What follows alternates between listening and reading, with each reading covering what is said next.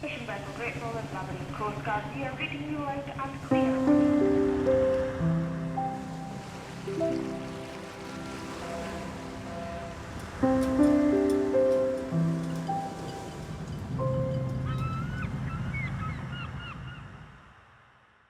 Welcome to Sea Views. I'm Julia Gosling and I'm hosting today with Adam Parnell from Chirp. Hello, Adam. Hi, Julia. How are you doing? All right. Yes, I'm very well. So we have Matt Shirley and Marco Blanco with us from Safe Harbours in Australia, and they are 11 hours different. It's breakfast time. Hello, guys, and thank you so much for joining us this morning, tonight, whatever it is. Yes, yeah. Good evening to yourselves, Julia and Adam. Yeah, it's great to be here. And yeah, thanks for inviting us on and for dealing with the time difference. So you've got a lovely bright day, because you can see I've got my woolly jumper on. Adam's got his fleece on. So we're into our winter. And what have you got right now? Well, to be honest, down here in Tasmania, it is currently only about 9 degrees and it's wet and rainy and cold. So you would not expect it to be spring at the moment. You're making me feel at home. That's great. Yeah. But you are coming into your summer, aren't you? We are, yes, yeah. And I think it's probably a little bit warmer up there in Sydney where Marco is. It's going to be in the high 30s today here in Sydney. Nice. Very good. Oh, lovely. Lovely. Adam and I are really delighted that you can talk to us today and make the time work so that we can have this chat, because something we'd love to talk about is about your work in making maritime safer in Australia. But you've got a lot of expertise, both of you, in bulk carriers. And Adam and I have often sort of said this is a kind of unseen workhorse of the sea, isn't it? And I'd love to find out a bit more from you, Matt and Marco, of what you're up to. And then we could delve into the subject of bulk carriers and what it means, particularly in Australia as well. Yeah, no, thanks, guys. I think, Marco and I both began our careers at sea working for BHP, one of the biggest miners on the planet. And at the time, BHP ran, owned and operated its own fleet of cargo ships, bulk carriers in the main, in order to transfer or transport their raw materials and around the country and also overseas. And so, we kind of began our careers working on bulk carriers and working with bulk carriers. And that's kind of culminated with us ending up piloting vessels in the northwest coast of Australia, where the trade there is all about iron ore, and where we worked, I think about 30% of global seaborne iron ore trade was shipped from that area of Australia. So, we've got a reasonably strong background in working with operators and working with bulk carriers. I mean, they are huge volumes, aren't they, these materials? I mean, really, obviously pretty vital for the global supply chain, but the quantities are just huge, aren't they? They are, yes. And I think Adam was mentioning earlier that bulk carriers make up maybe 15 or 16% of ship types around the world. In terms of the tonnes that are shipped, I would imagine that far outweighs anything else in terms of seaborne trade. So, it's, as you say, the scale of the operation is absolutely massive, and it is something that, to a certain extent, the world turns on, I think. Yep. Bulk carriers. And it's growing. The size of the global fleet is bulk carriers is growing massively, which is really impressive.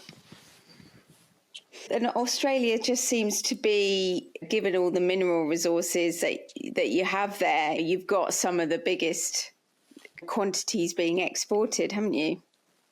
Yeah, we have. I used to joke that we were essentially creating the inland sea that they never found when they discovered Australia. That's obviously not the case, but certainly the resources that we have, all the kind of the western side of Australia is red, it's iron ore, and the east coast has got a lot of coal, which is exported as well. So, and across the north coast, we have a lot of bauxite as well that's exported. So, in terms of minerals that we have to provide the rest of the world, we've got a lot there. Yeah. Big trade. Yeah, I mean, to your point there, Matt, you guys are like a real Australia in that part of the world, very much an epicenter of the bulk of bulk carrier business, that sector really does converge on Australia in a way that the super yacht sector might converge on sort of Gibraltar or Florida or other places. So, yeah, fascinating to get both of your insights into this. But do you want to tell us a little bit about Safe Harbours in Australia to start with? Let's sort of at the top and just put that into some context. Yeah, sure. Look, Safe Harbours Australia came about. There are three of us involved in the business. And what we noticed over our careers working together, both at sea and as pilots, was that there was a lot of opportunity there, I guess, to improve training. And we've had a huge interest in wanting to continue that training and our understanding of what it means to operate on the bridge in a safe way, in a safe manner. And we've taken that to the next level, I guess, in terms of wanting to take that to the rest of the world, take that to cruise, bulk carrier cruise specifically, because that's where we come from. That's our big knowledge. And as we were kind of winding down towards the end of our pilotage career, we realised that we had an opportunity to start trialling some of these ideas we had in terms of bringing safety ideas from other industries into the maritime industry, because people often compare the two, but they are different. And the tools that you would use in order to make a bridge or the wheelhouse safer are going to be different from the tools that you use to make a cockpit safer, but the same principles apply. And that's one of the things that we would like to do with Safe Harbours Australia. Brilliant. I can see how both your long-standing experience as maritime pilots is perfect for that, because you don't just get experience of a few ships, you get experience of that bridge set up on so many different vessels, don't you? So it's a perfect experience, really, isn't it? It is, yeah. What we found over the years was that within minutes of walking onto the bridge of a ship, you need to be able to build a rapport, build a relationship with the bridge team that you're working with, and create a team that will work together, a team that has never met each other before. But so we need to be able to walk on board and instill a certain amount of trust from the team in us, and we need to also learn what we can trust about the team that we're working with as well, a team that we've never met. And the first 30 seconds really do count when you meet people, and the way you introduce yourself to them and the way you then conduct yourself throughout the rest of the passage makes a huge difference. So we don't just walk on board the ship and talk to the captain. We talk to the whole bridge team. And that's such an important element of one of the messages that we want to get across. I've been doing quite a bit of reading into safety and complexity. And we really do operate in a very complex environment in the maritime industry. And understanding that communication is the key to overcoming that complexity is another big learning that we would like to try and bring to other pilots, other bridge teams, other organisations, because that same complexity exists whether you're talking about a ship or whether you're talking about an organisation that runs 100 ships. Those lines of communication and understanding that there are different perspectives that people take towards safety and risk is paramount. But if you're not talking about it, you're not going to understand that other people have different perspectives, and you're not going to be able to overcome those different perspectives and those different ideas. That's music to my ears, everything you've just said, as somebody that runs a maritime safety charity. And I couldn't agree with you more. You're bang on with the communication. And being able to build that instant rapport I think that's a real skill set that pilots generally tend to develop anyway. But to your point about being able to walk on board a ship and almost smell the culture, almost sort of just get that vibe, I've often said pilots really are the eyes and ears of a port if they're used correctly. And I'm sure with that sort of experience that both of you have, you're able to very quickly pick up on a sort of sense of whether things are running well, not running well. And where I'd like to understand perhaps a little bit more, if you could unpack it, is once you've got that sense of where things are or aren't running smoothly, sort of how do you make use of that information? That's a very good question, and I guess it goes back to the heart of what we were just talking about. I don't know if Marco has anything else that he wants to add in here. It's about understanding what the team then needs to work together and to operate together. So one of the big things that we like to talk about is involving the whole bridge team. So we often talk about a master pilot exchange as being the key to a successful bridge resource management process, we tend to think of it in terms of a bridge team exchange. So we're not just talking to the master. When I walked onto a ship, I would ask for all the officers to come to the bridge. And that way I could actually speak to, if the chief mate was up forward, I could speak to him. And he then understood, and he watched the whole master pilot exchange or bridge team exchange, if you like. So he then understood the big picture. And he knew that when I was talking to him, I really needed him to be a part of that team, and that if he thought that something was wrong, then I needed to know that. And the second mate down aft would be exactly the same. The third mate on the bridge, the officer of the watch, incredibly important. And on top of that, you've got the person that I probably give the most orders to after having, I might speak to the master a little bit more, but the person I give the most orders to on board a ship is the helmsman. He is key to the whole operation. And he is the one that's going to see if there's a problem with the steering. And we might have more engine failures in general, but steering failures are the ones that happen like that. Yeah. And you have seconds to react to them sometimes. And if he hesitates in telling someone and he happens to tell the wrong person and they hesitate and they try and solve it themselves and they don't tell the pilot, then those seconds can rapidly turn into a disaster. Whereas if the helmsman knows what he's doing and the helmsman, he feels a part of the team and he knows that he can speak straight to the pilot and say, I've got a problem, everyone can react together and everyone can react and hopefully save the day. Yeah. Yeah, well, that 30 seconds, you're a cable off track, potentially, straight off. 30 seconds. But just to go back to the fact we're talking about here about bulk carriers and the size of that fleet, what's been really pleasing, I was reading a few months ago from Intercargo, they did an annual report, their annual report that comes out, then came back in the summer. And they're seeing a sort of year-on-year decline in terms of the worst casualties of ships being lost, which is great to see. And perhaps without putting you on the spot, either of you, just wondering if you've got any sense of why it is or how it is that the bulk carrier sector is able to sort of deliver that improving safety year on year, which is not actually always, or I certainly know there are other sectors without sort of naming and shaming where that isn't the case. And I think, as you said earlier about people being able to learn from one another, I'd love to hear your sort of insights into what you think is aiding that sort of improvement. And if you agree with it. Yeah, that too, I guess. Yeah, look, I read the same report. I might throw to Marco here because some of his background during our training as junior officers brought him into touch with some of the people that worked in the BHP office. So he's actually got a bit more background in that, and he might have a few more insights that he can draw on for that. Yeah. So back when I was a cadet in the early 90s, in Australia we had a lot of bulk carrier losses, particularly in 1990, 91. In a period from 89 to 91, there were 50 bulk carrier losses around the world. Wow.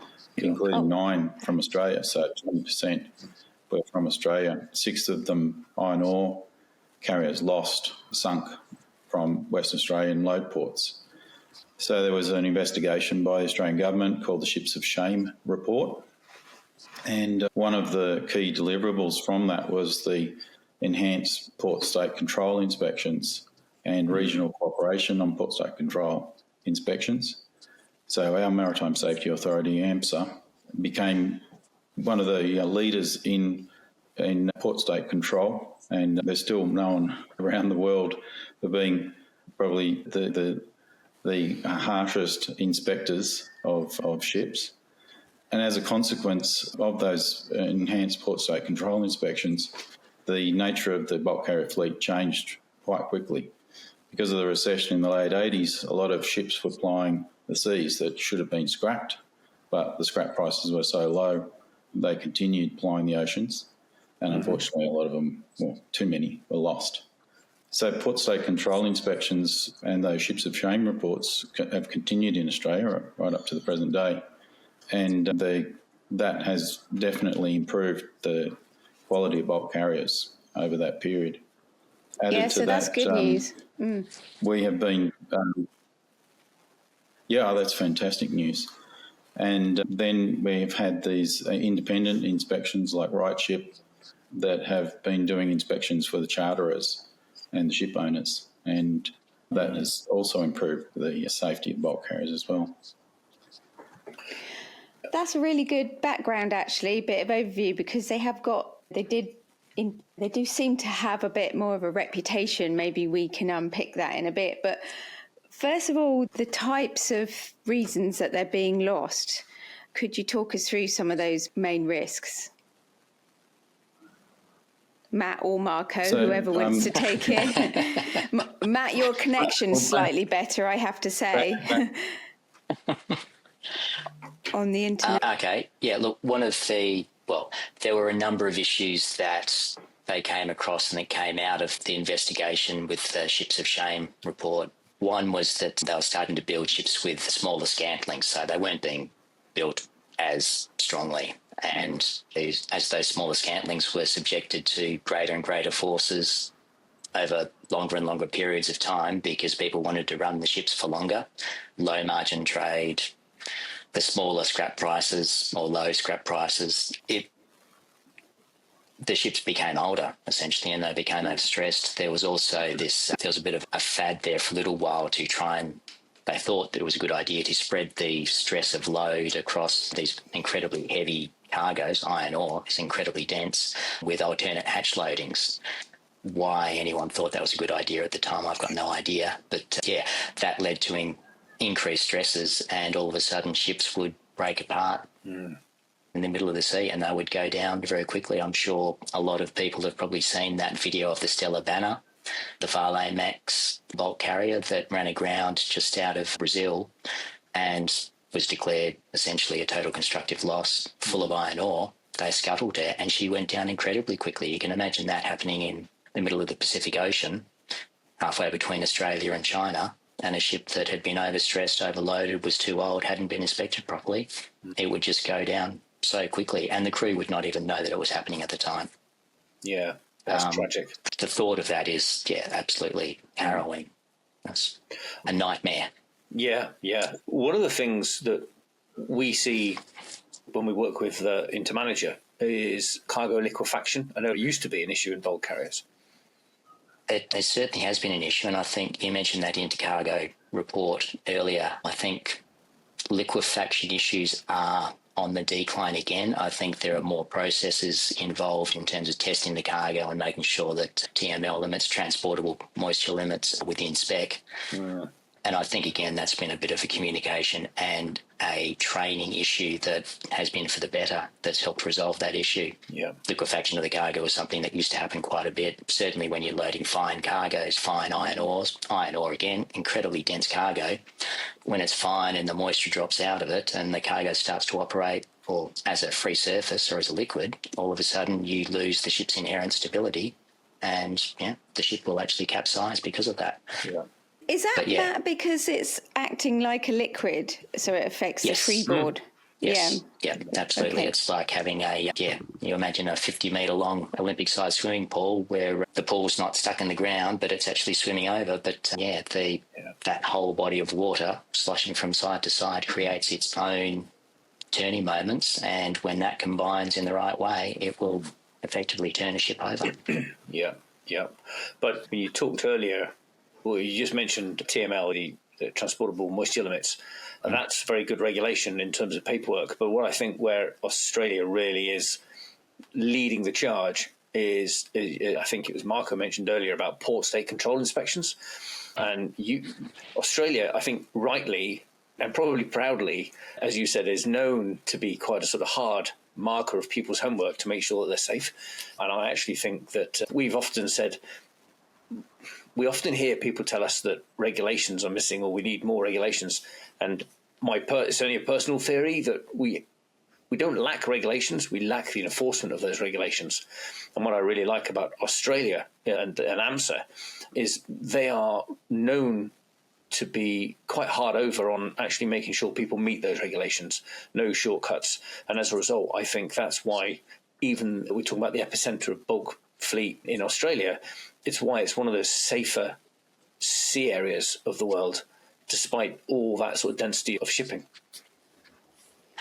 Yeah, I think you are correct, and that comes from everything that Marco was just talking about, that whole period where there were so many ships lost. We learned that we can't afford to do that. We are an island nation that depends on trade to maintain our way of life and our GDP. So we can't afford to have ships that don't make it in and out of the country. There's also very much a moral obligation there to make sure that ships do arrive safely and they can depart safely. Yeah. And if that means enforcing regulations, then that's one way of doing that. That does bring me to another thought that I do have on the whole idea of regulation and enforcement of regulations. Yes, it does make people's lives more difficult when they have to deal with an AMSAR port state control inspection. But I think this comes back to a bit of a cultural issue. If people understand that the port state control inspectors are there to make sure that the vessel is safe and that they're only trying to do the right thing,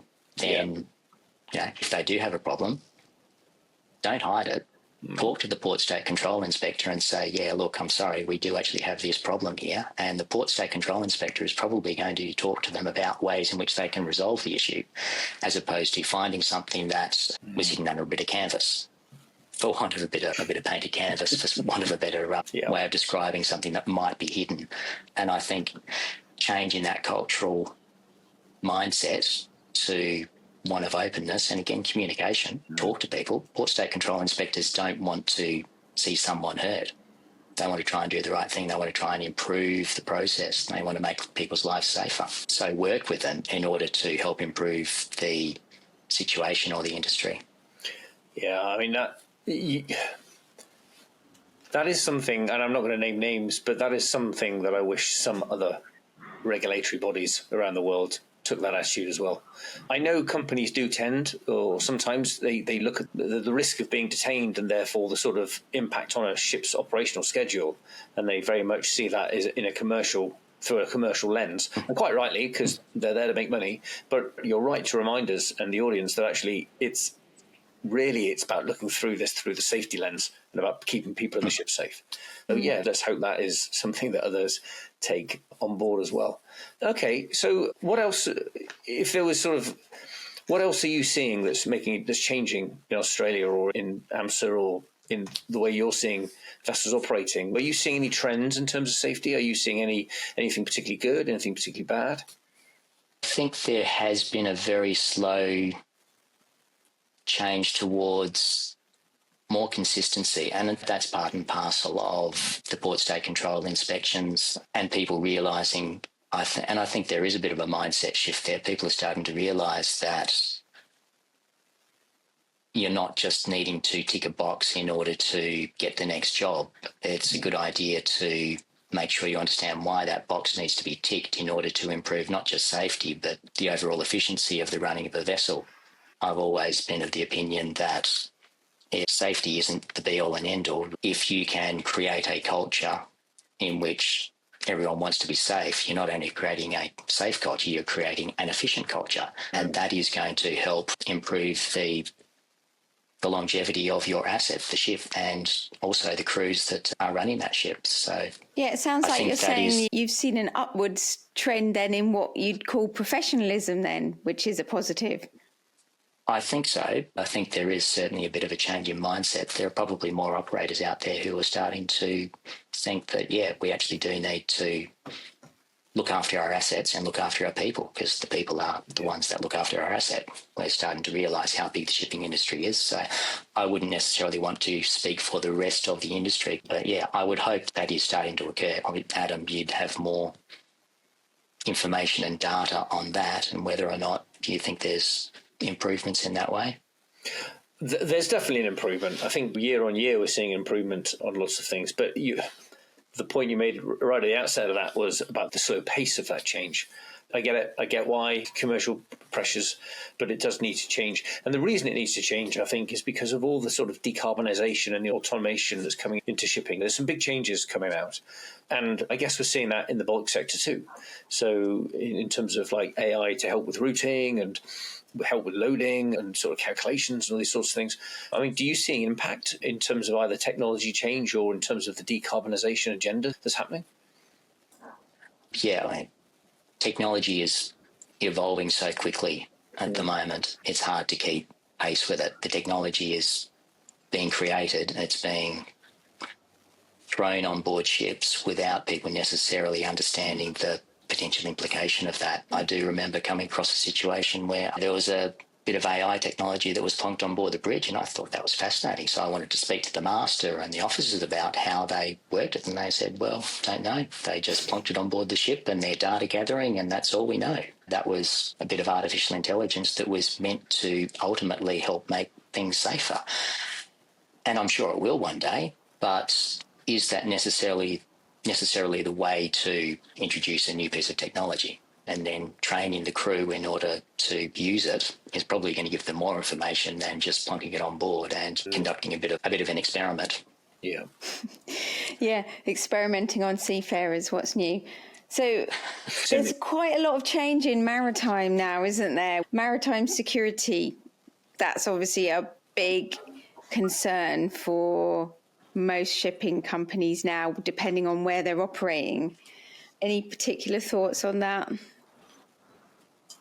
Again, that's delving back into the technology side of things these days, where we're seeing the news reports all the time about spoofing of GNSS, global navigation satellite systems, and the potential issues involving people losing track of where they are. So, yeah, it is becoming a big issue. And I know you just did an episode on the dark fleet or the shadow fleet. Yes. I think security issues have always been there. It's just the nature of those security issues is changing. I was a third mate on an LNG tanker departing Singapore years and years ago, and 11:45, just as I was about to hand over the watch, the traffic was just dying down. I was tired at the end of a busy watch, and all of a sudden, I happened to look at the radar, and there was a trail of a very fast boat coming up behind us. Thankfully, we still had a double lookout at that stage, so I looked down the back, and there was a speedboat at midnight coming up on our water, and this is an LNG tanker, a Moss Rosenberg LNG tanker, the classic thing with the four balls on the deck. Why on earth would a pirate be trying to attack that particular ship? No idea. Until about a year or so later, there was a book released called The Petro Ranger, I think it was, where an Australian master had written this book. He'd been on a little lube oil tanker, of which there are hundreds floating around the place. His ship had actually been hijacked on that same night, and they had tried to steal the cargo, change the paperwork, take it overseas and on-sell it. Lube oil was probably worth about $20 million back in those days. This was quite some time ago. And he postulated the theory that the attack on our ship, because we called a Mayday in, was a diversion to throw the light off what was actually happening. So it was one big organised, orchestrated attack.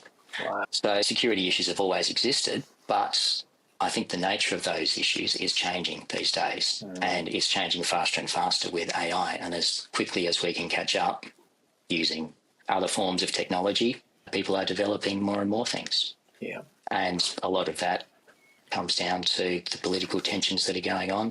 What the Houthis say about why they're attacking ships in the Red Sea doesn't make the seafarer's life any easier, and I don't know what the solution is. But, it's certainly an increasing issue in certain areas, and, Yeah. And I guess it has to be incorporated in training as well if things are being updated, doesn't it? Absolutely. It's being somewhat prepared for what might come your way as a team. I don't want to ever end on any negatives. I'm quite an optimist, really, even in the darkest hours, aren't I, Adam? And when we get towards the end of an episode, I do ask guests if there was if there was one change you'd like to see happen to make maritime safer. Could be on a local scale, could be on a global scale, but what would you change, or what would you like to see change, Matt and Marco? Marco? Yeah, more leadership and management training for the officers on the ships. Our own experience is that we went through our career from cadet to pilot and received very little actual leadership training. It was kind of one of those things you just learnt by osmosis. And that would change the welfare of seafarers significantly if the leadership on board the ship and ashore were to receive that kind of training to become better leaders, essentially, they'd be more effective and they would be safer, and the individual welfare of all of the seafarers would improve. I think that's a brilliant one, don't you, Adam? We've done toxic leadership and what it is to be a good leader at sea, and we've really explored that topic before, how important it is for not just productivity, but as you said, happy, safe crews as well. And what about you, Matt? If I could change one thing, it would be the way, and I did touch on it earlier, it would be the way we think about ship's crews. So it would be a mindset change or a cultural change. And look, that's a complete overgeneralisation. There are a lot of good operators out there who do consider their crews to be assets. But yeah, I think if we were to move away from thinking of crews as just a necessity and a commodity and started treating them as the asset that they are in order to help maintain and operate, we need the ship's crews. So let's treat them with the professionalism and the respect that they deserve. One of the ironic things I think about the communication and the technology that we were talking about earlier is that we have this huge amount of oversight of what's actually happening on board ships. Yeah. But because of that, some of the autonomy that Marco and I experienced in our earlier days, because you didn't have that same communication, has been lost. And that's brought about a bit of a loss of trust on both sides.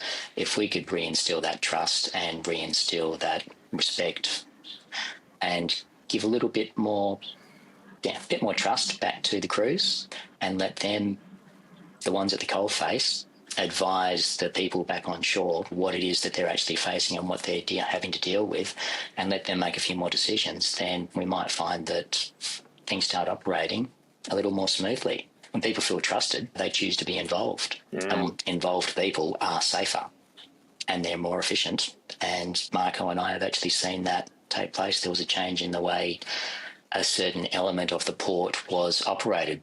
People went from being employees to being partners in the way tug fleets were operated, and the change was incredible. People had ownership of what it was that they were trying to achieve, and it made things better. I know it's a big ask to change the shipping industry as a whole like that. Small steps, baby steps. Maybe if we start, and that feeds back into the training of people as well, as Marco was alluding to before. If we can start treating people as the assets that they are as opposed to the commodity or the necessity, then I think we might see a change for the better. Really good, really good. Well, given that I didn't give you any warning of those questions, that's quite impressive, guys. Both. Yeah, definitely. Well, that's a good point to end on, I think.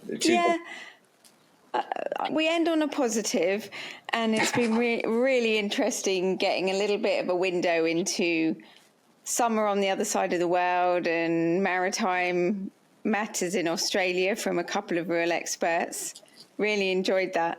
We're going to have to ring the bell now and leave the bridge, but we won't be suffering from any liquefaction. We're going to go very safely off the bridge now. And thank you so much, guys, for joining us. Thank you. Fishing vessel Great Northern Labrador Coast Guard, we are reading you out and